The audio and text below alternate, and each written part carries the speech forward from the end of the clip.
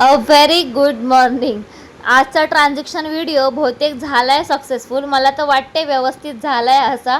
बघूया आता. त्यानंतर रेडी झाली आणि ऑफिसला जायला निघाली.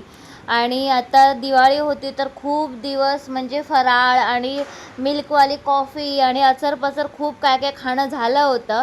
आणि मध्ये ब्लॅक कॉफी सुटली होती, खूप दिवस प्यायली नव्हती. तर आता मी पूर्ण स्टार्ट केली आहे आणि आता मी कंटिन्यू करणार, अजिबात मध्ये सोडणार नाही.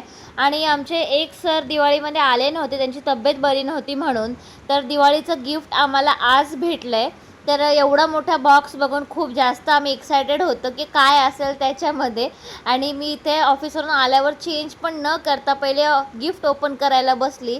आणि मग गिफ्ट ओपन करत होती.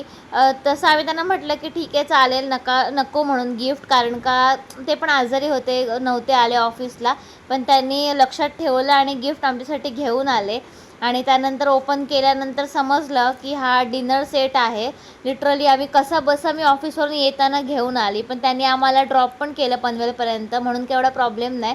आणि माझं फर्स्ट गिफ्ट आहे डिनर सेट. आणि माझ्या घरात पण नाहीच आहे डिनर सेट, आम्ही डिनर सेट यूजच नाही करत. कारण का आपण मराठी माणसं, आपण स्टीलची भांडी वापरणार, तर ते डिनर सेट वगैरे आपल्याला काय हे नाही. पण ठीक आहे, गिफ्ट आहे तर कधीतरी त्याचा यूज होईलच, म्हणून मी इथे खुशी खुशी सगळं पूर्ण डिनर सेट ओपन करून बघितला काय काय आहे त्याच्यामध्ये.